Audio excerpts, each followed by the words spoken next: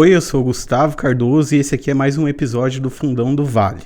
Hoje eu tô aqui com a Gisele, que é psicóloga, e veio bater um papo com a gente. Tudo bem, Gisele? Oi, Gustavo, tudo bem? Beleza? Além da Gisele, tá aqui comigo a Fernanda e a Letícia, que trabalham comigo no projeto do Fundão do Vale e também são as donas da Conceptus Filme, que é a produtora dona dos estúdios aqui. Então, se você quer ter o seu próprio podcast, se você quer gravar o seu curso, você pode chamar lá no @ da Conceptus Filme, a Fernanda ou a Letícia, e elas conversam com você no inbox, certo? Bom, vamos lá, Gisele, tudo bem? Tudo bem, Gustavo. Quero primeiro agradecer aí essa oportunidade, esse convite. Vai ser um prazer bater esse papo com vocês.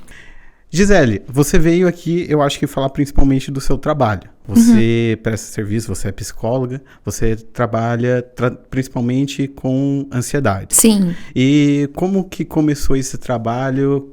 Há quanto tempo você faz isso? Qual a sua experiência tratando desse assunto? Tá. Eu tenho 11 anos de formada e eu digo que a ansiedade ela passou pela minha vida tanto pessoalmente, né? Eu falo que eu sou uma ansiosa controlada, tanto profissionalmente. Então, aos poucos, eu fui aprendendo as técnicas para controle de ansiedade, aplicando em mim mesmo, vendo que elas funcionam. E depois de um tempo, tive a oportunidade de trabalhar na escola de especialista, né? Na Força Aérea Brasileira. E como recebia muita demanda de pacientes com ansiedade, eu fui aplicando as técnicas e replicando e criando protocolo. E com o tempo isso foi me trazendo uma experiência. E como eu adquiri tanto a experiência como a segurança de trabalhar no tema, decidi focar nisso. Eu atendo adultos de um modo geral, né, com qualquer demanda de adultos, mas com essa experiência maior na ansiedade, com foco em produtividade, né, porque a ansiedade ela tem um efeito positivo ou negativo dentro da ansiedade. Esse efeito positivo e negativo é importante a gente comentar mais, porque geralmente a gente pensa na ansiedade como uma coisa negativa da qual a gente quer se livrar, né? E quais os pontos positivos, então, que isso pode trazer pra gente, que geralmente a gente não para refletir sobre isso. Sim, eu costumo brincar que eu trago sempre a ideia da ansiedade como uma aliada, né? Na maioria das vezes as pessoas falam como vilã, querem se livrar de todo jeito da ansiedade. Mas depois de tantos anos trabalhando, eu vejo como que existe uma inteligência no processo da ansiedade do nosso organismo. Ele é um movimento de saúde, é um movimento de sobrevivência, né? Então, assim, eu digo que eu tenho muito respeito pelos sintomas da ansiedade. Eles são desencadeados dentro de uma lógica que serve para nos proteger, até dentro do próprio mecanismo da ansiedade, né? Então, assim, para definir e entender melhor como que ela pode ser positiva, a primeira coisa é entender que ela faz parte do nosso mecanismo de defesa. Então, partindo desse pressuposto, não tem como ser ruim. Algo que foi construído para defender a nossa sobrevivência, por si só já é algo positivo, né? E a gente precisa entender e respeitar isso. Quando que deixa de ser positivo? Quando isso está para além dessa função. Quando está exagerado ou a gente começa a ativar o sistema numa situação que a gente não está em perigo, né? Uma outra questão é que quando a gente está em ansiedade, a gente entra num processo tanto de aceleração, como também num processo de alerta, de vigilância. E isso tem tudo a ver com produtividade, né? Quando você está produzindo, trabalhando, se você está disperso, a chance de você cometer um erro ou a chance de você ser displicente aumenta, né? Então, em algumas profissões, né? Por exemplo, eu trabalhei na aeronáutica muito com os alunos de controladores de tráfego aéreo. A gente pensar num controlador de tráfego aéreo com 0 nível de ansiedade, você tem uma pessoa dispersa no trabalho. Então, é um ambiente que naturalmente ele é estressante, ele é ansiogênico, mas é porque isso requer do profissional um estado de alerta e vigilância. Faz parte daquela função estar ligado naquilo. Exatamente. E sem um nível de ansiedade suficiente para ele trabalhar, né, que não vai comprometer a produtividade, mas que vai mantê-lo em vigilância e alerta, ele vai tender a produzir muito melhor. E quando eu não tenho ansiedade, né, dentro desse aspecto do que é positivo na ansiedade, eu me coloco em situação de risco com mais frequência, eu me coloco mais vulnerável, né? Que é aquela pessoa que não mede risco, vai na Dutra aí a 200 km por hora, né, exagerando, mas que não entende que existe um risco e se ela se envolver nesse perigo, ela tem um risco de morte muito maior do que uma pessoa que tem um pouco de receio de velocidade, vai ser mais precavida nessa questão de estar diante do perigo, né? Então, a ansiedade, ela está muito ligada a essa questão da sobrevivência, do alerta, de você estar atento às oportunidades também. Tem até isso de um acidente, está muito mais ligado àquele motorista experiente que está seguro, está tranquilo na direção do que aquele mais atento, né? Então aí é um caso onde a falta desse estado de alerta faz falta e pode até provocar acidentes. É legal falar, você falando da ansiedade e de como ela pode trabalhar a nosso favor. Então a ideia aqui é o controle, né? Nem para mais e nem para menos. Mas o que chama a atenção de muitas pessoas é quando já chega naquele estado da ansiedade atrapalhar. Então como é que eu consigo controlar para voltar a esse nível onde ela tá sendo minha aliada e me protegendo de situações onde eu preciso estar alerta? Sim. Só para fazer um comentário dentro do que você falou aí dos riscos de acidente, né? Isso vale para a direção e vale para uma série de outras coisas, como na parte profissional, né? Eu sempre tenho ansiedade quando eu vou atender uma pessoa pela primeira vez, porque isso me coloca numa situação de vigilância e de estar atento àquela pessoa para fazer o meu melhor trabalho. Se eu entro num estado de, eu sei tudo e eu dou conta de qualquer coisa, a chance de eu ir mais displicente para aquilo e não conectar com aquela pessoa, não dar conta de fazer o melhor trabalho aumenta. E vale para vários profissionais, né? Como você falou, do motorista experiente, às vezes um pedreiro experiente é aquele que tem mais chances de ter um acidente de trabalho, né? Eu conheci casos da pessoa que perdeu alguns dedos por conta de acidente de trabalho, porque estava displicente, né? Trabalha 15 anos com isso. E aí a pessoa perde um certo respeito pela ferramenta e isso a coloca em situação de risco maior, né? E entender isso é legal porque até profissionalmente pra gente ter a noção ou lembrar-se disso é importante, né? Quando nós vamos começar um novo projeto, falar com um novo cliente, enfrentar um novo desafio, mesmo a gente já tendo experiência com aquilo, sabendo do que a gente está fazendo, ainda bate esse frio na barriga, essa ansiedade, mas é legal sempre pensar que isso é natural e tá ali para te ajudar, para que você esteja atento e que façam um bom trabalho em cima disso. E aí, já respondendo a sua pergunta, esse é o primeiro passo para controlar. Quando você entende que é normal e você aceita essas reações, isso já é o primeiro passo, né? Por exemplo, a gente está aqui numa entrevista. É natural que no início da entrevista qualquer pessoa sinta ansiedade. Uma pessoa que vai dar aula, que vai participar de uma apresentação de qualquer natureza, né? Na faculdade, enfim. É normal que nos primeiros 5 minutos ela esteja mais tensa até ela se adaptar, se ambientar, se sentir mais confiante. É natural isso. E quando eu entendo assim, poxa, é normal eu estar ansioso e eu respeito isso, eu controlo o nível. Agora, quando eu estou ansiosa e eu não aceito esse estado, eu fico ansioso porque eu estou ansioso. E aí a ansiedade, ela se torna um perigo, né? Porque eu falei, a ansiedade é um mecanismo que a gente aciona quando está em perigo. E se eu entendo os sintomas da ansiedade, o estado de ansiedade como uma coisa perigosa, porque os sintomas são desagradáveis mesmo, ela vai tornar um outro pico. E eu vou ficar ansioso porque eu estou ansioso. Certo. E em vez de eu aliviar isso ali nos primeiros 5 minutos, eu vou estender isso e vou agravando o processo. Então, o primeiro passo é entender e aceitar que a ansiedade é normal e que ela faz parte e que ela, por si só, não vai trazer consequências danosas para o nosso organismo. E parte de entender, eu acho que é entender também os sintomas que ela traz, né? Porque eu imagino que deve ter muita gente que acaba tendo crises e que não sabe o que está acontecendo e aí acontece o que você está falando. Você acaba ficando ainda mais nervoso, ainda mais ansioso e vai se complicando as coisas. Então, quais são os sintomas? Como é que eu identifico que eu estou tendo uma crise? Os sintomas, eles têm muitos aspectos físicos e psicológicos, né? Entenda assim, se eu estou falando da ansiedade como mecanismo de defesa, eu tenho que perceber que o meu organismo ele vai estar pronto para agir rapidamente diante de uma situação. Porque se eu ficar lá, devagar, agindo com morosidade, eu estou em perigo, né? Vamos pensar assim, estou aqui conversando com você, daqui a pouco começou a pegar fogo. Se eu falar assim, espera aí que eu vou levantar devagar, eu estou em risco. Então, eu tenho que ter uma resposta pronta, imediata.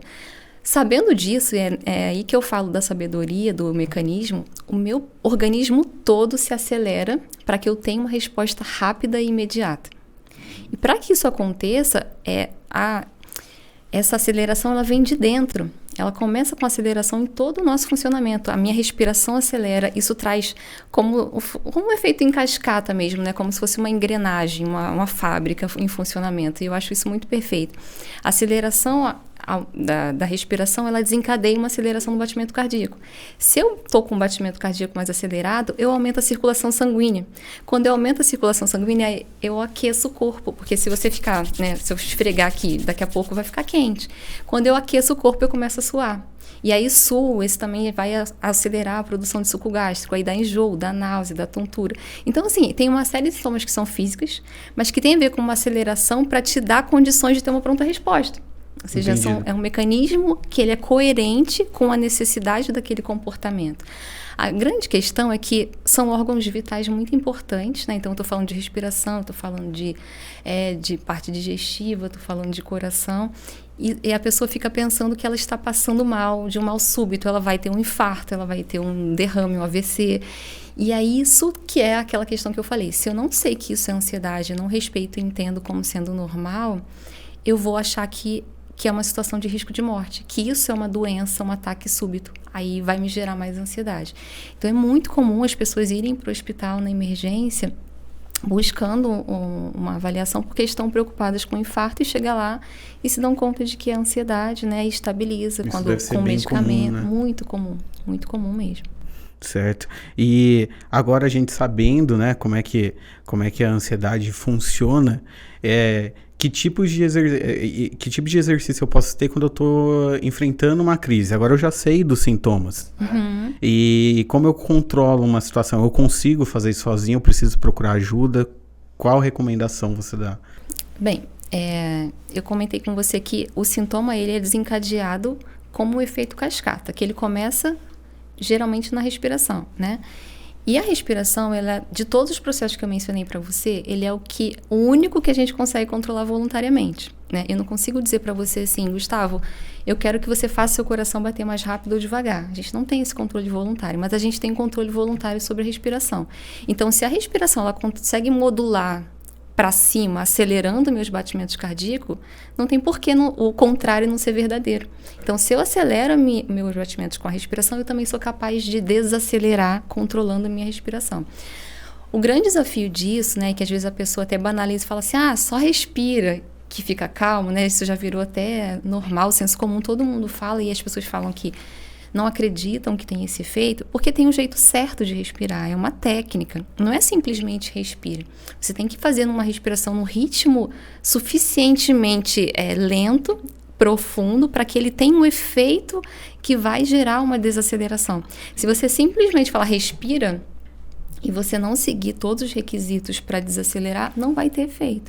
E às vezes acontece até de piorar. Às vezes fala assim, você fez o treinamento da respiração? Eu fiz, mas piorou. Porque a pessoa fez uma respiração ofegante, que ela foi até profunda, né? Faz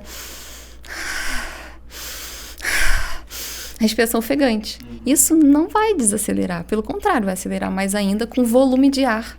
Certo. E vai aumentar a ansiedade, porque a pessoa não vai administrar aquilo. Você pôs... Então não é só a frequência, é o jeito mesmo, a técnica de respirar. Entendi. E sobre esse treinamento, essa técnica, eu imagino que você deve falar, você tem um perfil, o seu @, e você fala disso no seu Instagram, um pouco de...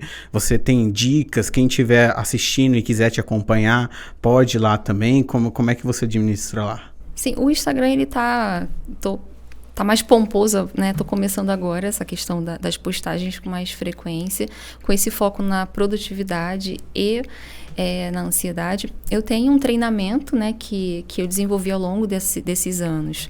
A partir das técnicas que eu aprendi, eu montei um protocolo que se transformou praticamente num curso, né, em que eu ensino todas essas questões que a gente está falando aqui, com detalhes, né, são 5 encontros, em que eu explico o que é ansiedade, qual que é a diferença entre ansiedade normal e patológica, as técnicas de controle de ansiedade, de respiração, de pensamento, por que a gente sente dor no corpo, né, se você quiser, a gente pode ir pincelando aqui.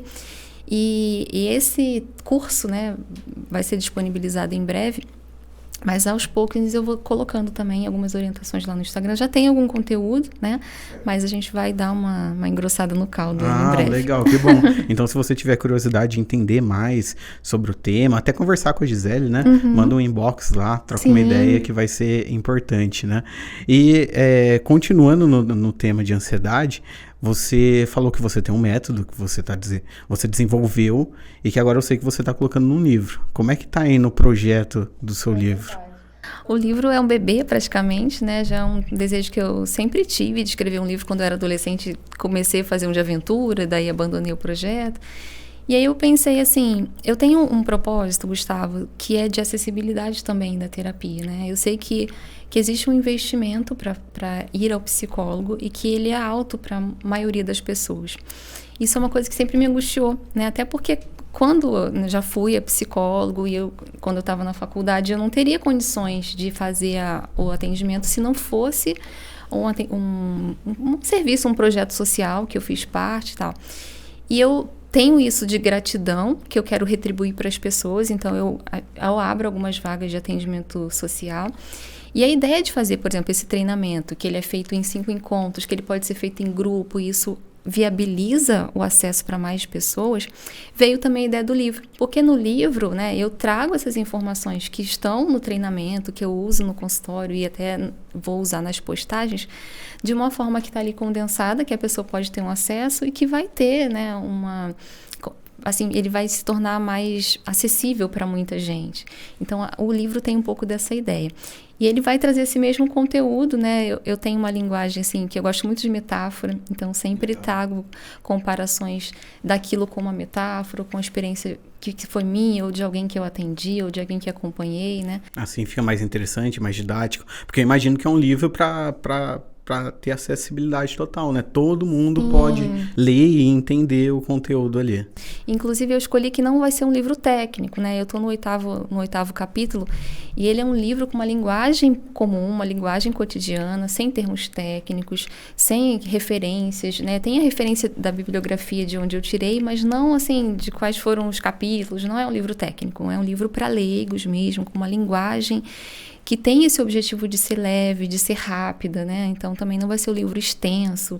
Eu quero que, de propósito, ele seja uma leitura leve, rápida e que tenha ali as técnicas apresentadas, se a pessoa quiser colocar em prática, né?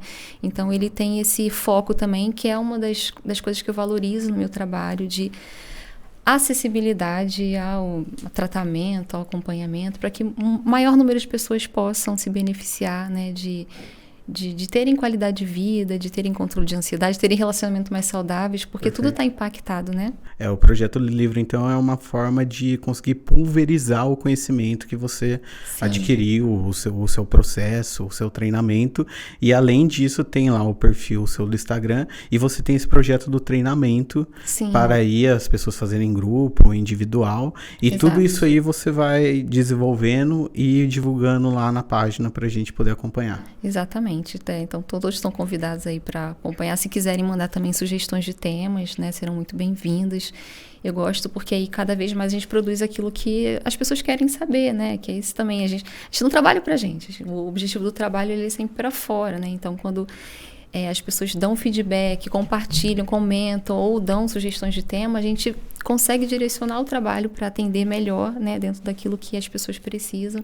E é para isso que eu me formei como psicóloga, no final das contas. Legal. E é bem interessante isso que você falou de pulverizar o conhecimento, porque às vezes, eu, por exemplo, na minha experiência, fiquei com esse conhecimento guardado por um tempo, achando que, desvalorizando, né? Você fala, tem tanta informação sobre isso, né? Tem tanta gente que já fala sobre ansiedade, por que eu vou falar mais um e tal?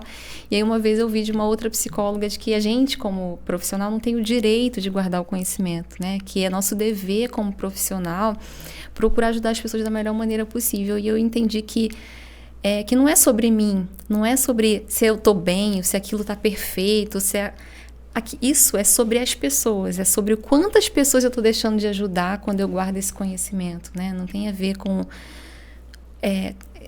a questão do meu crescimento profissional ele é uma consequência, porque a questão está muito mais voltada para a missão de colocar aquilo em prática, que foi alguma coisa que eu recebi como dom, como conhecimento, como aprendizado, e que eu tenho quase que como um dever, né, de colocar isso no mundo. E é isso que tem me motivado a criar esses projetos. Legal. Quando a gente conversa com as pessoas aqui, teve gente falando dos seus projetos aqui, e uma coisa que a gente vê em comum nos projetos que saltam os olhos, que são interessantes, é esse comprometimento e essa vontade de dividir, né? Então isso é muito legal e está presente também no seu projeto, que vai com certeza trazer sucesso, né? Antes da gente continuar, eu queria perguntar para as meninas se elas têm alguma dúvida, quer falar alguma coisa sobre ansiedade que vocês queiram conversar sobre. Eu posso identificar se a ansiedade é normal ou se a ansiedade passou dos limites, já virou uma coisa que realmente atrapalha. O que faz com que a gente tenha a ansiedade é a percepção de um perigo, né? Porque como ela é um mecanismo de defesa, ela está relacionada sempre a um perigo. Mas não é necessariamente um perigo que a gente está vivendo. É um perigo que a gente está antecipando. Por isso que as pessoas costumam dizer que a ansiedade ela está vinculada ao futuro. Porque quando eu tenho a percepção do perigo, eu tenho já o mecanismo de ansiedade, né? Muitas vezes, a ansiedade ela vem de uma forma normal, quando eu estou diante de um perigo real. E quando eu chamo real, eu estou falando de um risco de morte mesmo, né? Que eu dei o exemplo do incêndio ou de qualquer outra coisa que você de fato pode morrer com aquela circunstância. Mas a gente tem uma série de reações de ansiedade em condições de perigo imaginário. O que quer dizer isso? Não quer dizer que a pessoa está inventando, mas é que é um perigo que ele não, de fato, não vai gerar uma morte, né? A gente falou aqui da ansiedade de falar em público, né? De fazer essa apresentação ou de fazer uma apresentação na faculdade. Não tem risco de morte nisso, né? Ele tem um risco simbólico, que é da percepção de perigo, que, na verdade, não está em risco a minha sobrevivência, mas está em risco umas outras coisas simbólicas, talvez o status, o medo de ser aprovado ou de não ser aprovado por outras pessoas, uma questão mais social e tal. Então, quando é que fica patológico? É quando eu tenho esses perigos imaginários com muita intensidade e frequência. É quando a pessoa entende que tudo é perigoso. Nossa, eu vou fazer um bolo aqui para o Gustavo, o bolo queimou. Nossa, e agora? Eu fico ansiosa com medo disso acontecer. Então, quando eu tenho uma série de perigos imaginários, né? E, de novo, não é porque a pessoa está fantasiando, mas porque ela está tendo uma percepção de perigo, e muitas vezes isso representa uma distorção da realidade, um exagero no risco, eu vou ter uma ansiedade mais patológica, né? Porque ele vai deixar de me defender para me gerar uma série de danos, porque vamos imaginar, né? Se eu estou falando de aceleração do meu organismo, isso desgasta também. Então, você imagina você estar o tempo todo acelerando tudo, né? Você entra num processo crônico de ansiedade. E aí isso vai trazer uma série de angústias, de ansiedade. Aí vem a ansiedade como vilã, né? Mas não porque ela é vilã em si só, mas porque ela está desajustada diante dessa percepção do perigo. Ou seja, a ansiedade, ela tem a ver com preocupação. Com você se ocupar antecipadamente de algo. Se você se preocupa com tudo, você vai ter ansiedade o tempo todo e isso vai estar no nível patológico. Ela pode acontecer como o que a gente chama de comorbidade, que é a pessoa ter 2 transtornos diferentes. Eu tenho ansiedade e depressão. E pode acontecer como consequência. Como assim? Imagina que, se eu tenho ansiedade frequentemente, a tendência é que eu me coloco em situações de perigos imaginários com muita frequência e eu vou começar a evitar coisas, né? Gustavo me convida para entrevista, eu falo, Gustavo, não vai dar. Aí tenho um trabalho na faculdade, eu falto a prova, eu falto uma entrevista. E aí eu vou começando a ter quedas de produtividade, desempenho, eu vou deixando de ter situações sociais porque eu evito aquilo porque eu tô com medo e tal e tal. Com o tempo, isso vai me trazer um humor deprimido, mas como consequência de um estado de ansiedade agravado. Como que a gente distingue? Se eu cuido da ansiedade e assumo os sintomas da depressão, eu sei que era uma consequência. Às vezes não, eu melhoro a ansiedade, mas a pessoa continua deprimida. Então existe uma depressão, um quadro ali de depressão que ele é, por si só, uma outra queixa que tem que ser trabalhada isoladamente. Então pode acontecer as 2 situações.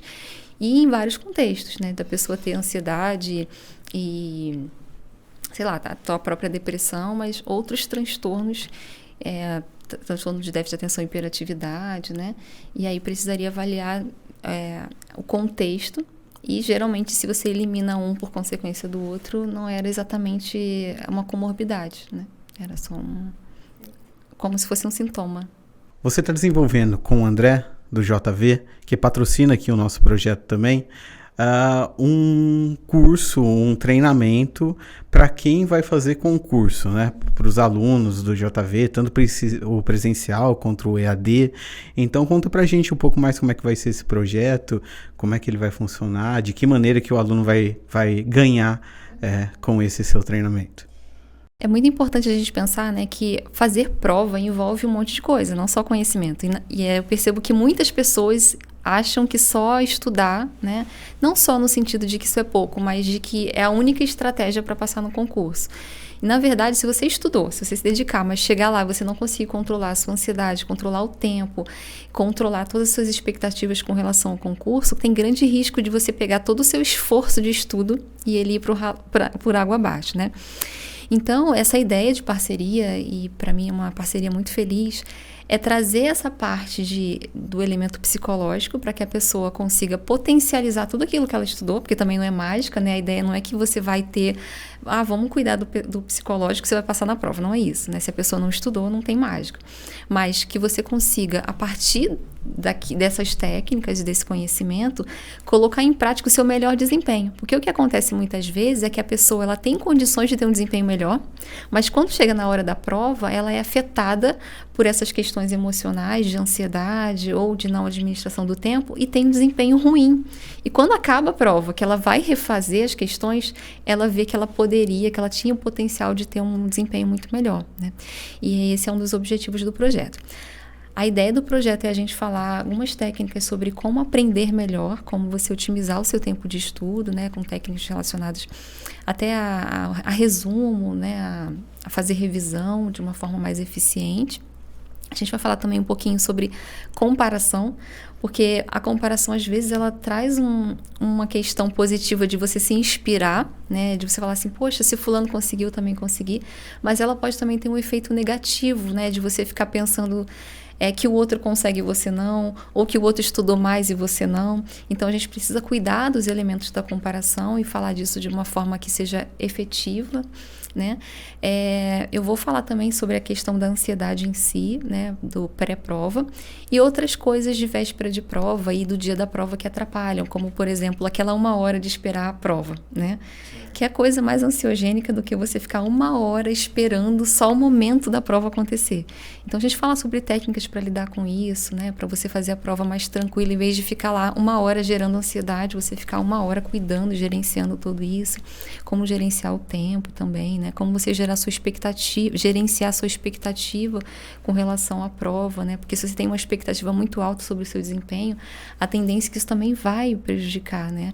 Para você ficar tão preocupado com a prova que você não consegue resolver as questões por causa dessa preocupação. Entendi. E você tem uma história com concurso, né? Você comentou que você fez parte lá da Escola da Aeronáutica, então agora você está ajudando os alunos a lidar com esse desafio do concurso. Então, eu acho que seria legal falar um pouquinho de como foi esses concursos para você e como você conseguiu lidar com essa ansiedade antes de cada um deles. Eu fui oficial temporário, né, da Força Aérea, mas na época fazia prova para entrar, né? Então era uma prova concorrida, porque era nível nacional, né? Eu fiz o concurso 2 vezes. A primeira vez tinha 9 vagas, depois abriu até 12, eu fiquei em 18º lugar, né? E aí na segunda prova tinham 4 vagas e eu passei em 4º lugar, né? Então, assim, foi uma experiência bem gratificante, aprendi muito lá na FAB. E uma coisa interessante que você falou de controlar a ansiedade, né? Que quando eu fiz a prova no mesmo ano em que eu estava me preparando o meu casamento. E eu escolhi a data do casamento, fiz a minha inscrição na prova e depois que veio a data da prova, né? Por coincidência, a data foi logo no dia seguinte do meu casamento. Eu me casei dia 27 de novembro e a prova era dia 28 de novembro. Por sorte, eu casei de manhã, né? Então, isso facilitou um pouco as coisas. Mas, assim, foi bastante desgastante, né? Tanto a parte do emocional desse evento, a parte da ansiedade de um modo geral, de você estar envolvido no evento, quanto cansativo também, né? E no dia seguinte ir para fazer a prova, né? Deslocar. Eu sou do Rio de Janeiro e tive que fazer um deslocamento para poder ir no dia da prova. Tive febre na véspera da prova. E eu digo assim que uma das coisas que me fizeram ter um desempenho suficiente para aprovação, mesmo com 4 vagas, foi colocar o melhor que eu tinha de desempenho na prova, no sentido assim, eu me dediquei muito, me estudei muito, né, muitas horas durante o dia, por vários meses para fazer a prova, e eu fiz a prova entendendo que eu ia fazer o melhor que eu podia. né? Reduzir o nível de cobrança, o nível de estresse, aquela carga toda que muita gente leva. Eu falo que as pessoas levam uma mochila cheia para a prova. Leva só o estojo com lápis e a caneta que é necessário. Mas as pessoas levam uma mochila de cobrança, de expectativa, de eu tenho que atender porque meus pais, porque o meu marido, porque a minha esposa, né? Porque a minha família. Então, você leva um peso para a prova e isso acaba trazendo esse prejuízo no desempenho. E é isso que dentro do treinamento o aluno vai poder perceber e aprender a lidar para na hora do concurso deixar tudo isso em casa. Sim. E levar concentração ali para fazer a prova, né? Então, você que está pensando em fazer parte aqui do JV, tanto no online quanto no presencial, você vai poder se beneficiar com o treinamento que a Gisele vai ter dentro lá da plataforma do JV. Você poderia falar um pouco de como foi a experiência lá dentro da escola em relação aos militares? Porque a gente já tem uma resistência a procurar um psicólogo, procurar ajuda. E eu acho que para um militar, talvez isso, por ter que manter uma postura e tal, seja até mais complicado. E como é que... Fala um pouco do seu trabalho lá dentro, como foi isso? Isso que você falou da resistência, né, de um modo geral, ainda existe, é muito grande. Das pessoas acharem que psicólogo é para louco. Infelizmente, a gente ainda vivencia isso, né, de que isso só dá nos outros, né? A ansiedade não é... Até comecei falando que eu sou uma ansiosa controlada justamente para mostrar que isso faz parte do ser humano, né? E tudo bem, a gente pode controlar, pode vivenciar com tranquilidade. Mas ainda existe muito preconceito, né? E dentro do militarismo, esse preconceito é um pouco... Não chega... Tem o preconceito, que eu gosto de definir o preconceito como falta de conhecimento, né? Porque se a gente divide a palavra, é uma concepção que você tem prévia de alguma coisa por falta de conhecimento, né? Então, nesse sentido que eu acho importante a gente especificar, mas dentro do militarismo tem também uma preocupação disso comprometer o desempenho, né? Será que se eu for no psicólogo, como eu vou ser visto pelos colegas, como eu vou ser visto pelo meu chefe? Então, tem uma dificuldade com relação a isso, né? De como as pessoas vão me olhar sabendo que eu vou no psicólogo, né? Com o tempo, a gente diminui um pouco essa barreira com o conhecimento, né? Se o preconceito é a falta de conhecimento, acho que também é nosso dever como profissional diminuir isso, e esse trabalho também contribui em favor desse movimento. E a gente criou um projeto muito legal lá que chamava Psicologando, né? Foi até em parceria com uma psicóloga muito querida, com vários psicólogos, né? Mas assim, lá da clínica, a Marcela Trept, também tinha a Bianca Curossi, Cláudio Medeiros. A gente se reuniu e a gente fazia palestras mensais para o efetivo. A gente escolhia temas que a gente entendia que ia ajudar de um modo geral, tanto os militares como a família. E isso acabou aproximando, né? No começo a gente tinha 10 pessoas como público, daqui a pouco tinha 40, a gente chegou a ter 70 pessoas na plateia. Legal. E era no horário de expediente, a livre demanda, quem quisesse ir. E foi muito legal que, com o tempo, a gente foi conquistando espaço, respeito, né, com o nosso profissionalismo, apresentando conteúdo de qualidade, que esse projeto ele virou tema das reuniões do comando.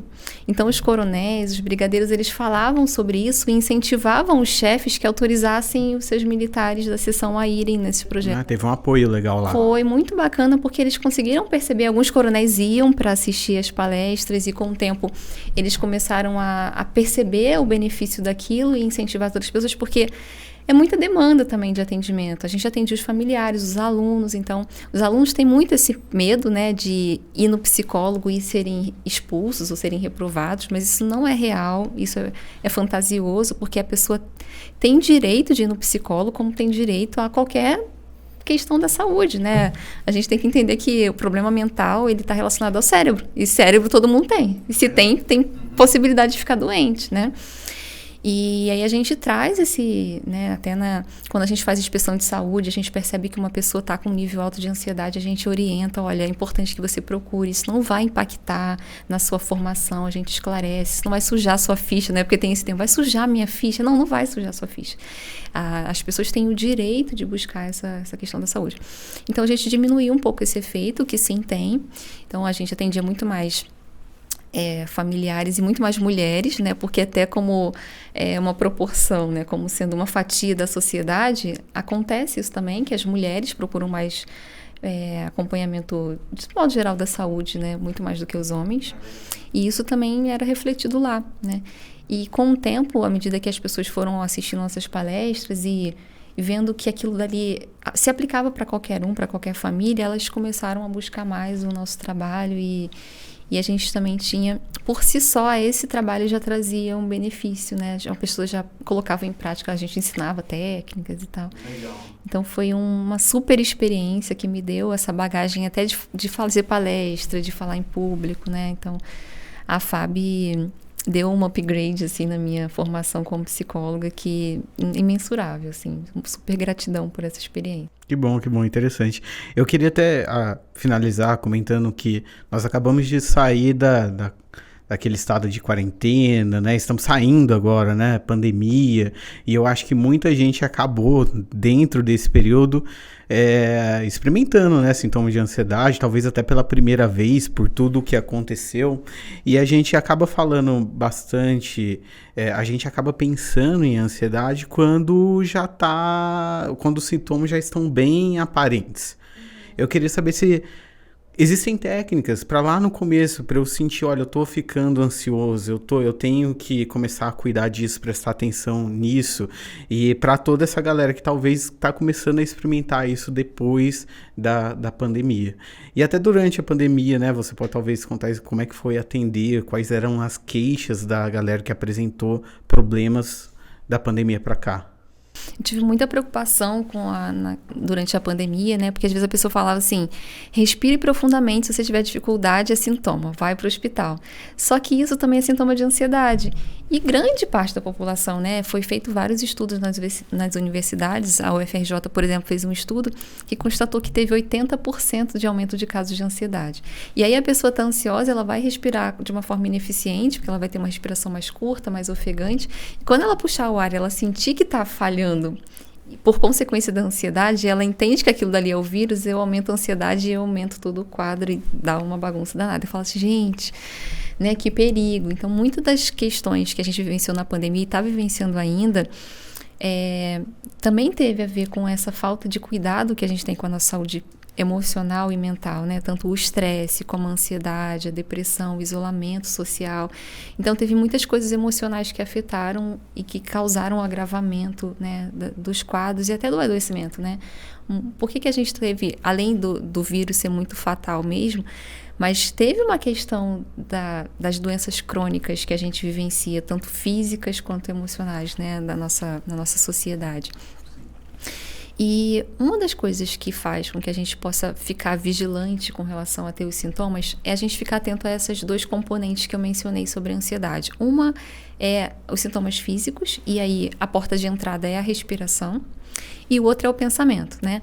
Eu ficar vigilante, como que tá meu pensamento? Qual que tá meu nível de preocupação? Eu sou aquela pessoa que me preocupa com tudo, né? Esses dias mesmo eu fiz um post com relação à questão da produtividade e uma seguidora falou sobre o excesso de preocupação que ela tem com arrumar a casa. E quanto que isso traz sofrimento para ela? Se ela não fizer aquela limpeza, enquanto ela não limpar tudo várias vezes ao dia, ela não consegue descansar, né? E quando você tem um excesso de preocupação, a chance de você experimentar os sintomas é muito grande. E esse é um primeiro ponto, né? Eu ficar vigilante e avaliar como a série... Eu gosto de uma pergunta que é bem assim, tá? Qual que é a gravidade disso, né? Nesse exemplo da casa. Qual que é o risco de eu deixar a minha casa sem varrer um dia? Qual que é o perigo? O que de pior pode acontecer se eu não varrer a casa? Né? Chegar a visita e tá tudo sujo. Se eu não varrer a casa um dia, o que de pior pode acontecer? Ficar empoeirado. O quanto que isso é grave? E aí eu falo assim, cara, não tem nenhuma gravidade nisso. Então, quando eu começo a identificar os pensamentos, as preocupações que eu tenho e analisar, questionar se essas preocupações, elas são fundamentadas, se elas têm lógica, se elas têm um perigo de fato, e eu olho que, cara, eu tô queimando meus miolos por isso, que tem risco zero. É refletir sobre o problema. Exatamente. É você medir o nível de perigo e avaliar que eu não preciso ter um mecanismo de sobrevivência ativado, porque esse perigo ele não é real, né? Então, eu faço um ajuste do pensamento.